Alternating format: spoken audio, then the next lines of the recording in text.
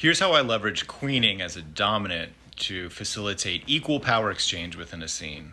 If you're unfamiliar, queening is face-sitting. It is when someone with a vulva sits atop the face of someone else and takes their throne. This is typically used with a dominant femme. However, we're going to flip that around and actually leverage it as a equal power exchange. So what that looks like for me is after a very prolonged edging scene where I have total control of the submissive's body and I am pushing them all the way to their limits where they're just about to burst. At this point, I am at the peak of control, peak of power. They are totally at my mercy. Then I'm going to rearrange their body and put them on their throne.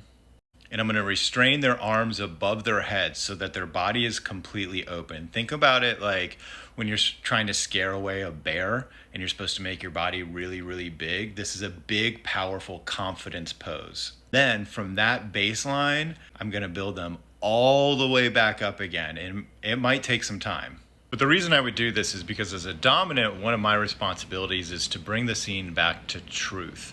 And the truth that I'm trying to navigate here is to instill the submissive with a reminder of their power.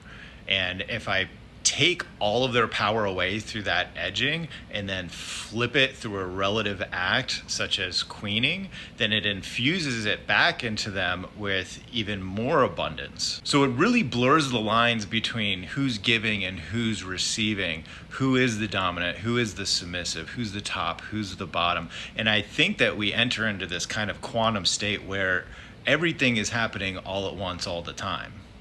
And that is the truth. I mean, we talk about who's really the most powerful in power exchange and within the community all the time. And the answer is it's everything all at once. And therefore, I like to deconstruct through different activities such as the queening for power exchange and doing scenes that really dismantle any notion of solidified, codified, like backed into a corner definitions, because I think all the fun is in the nuance.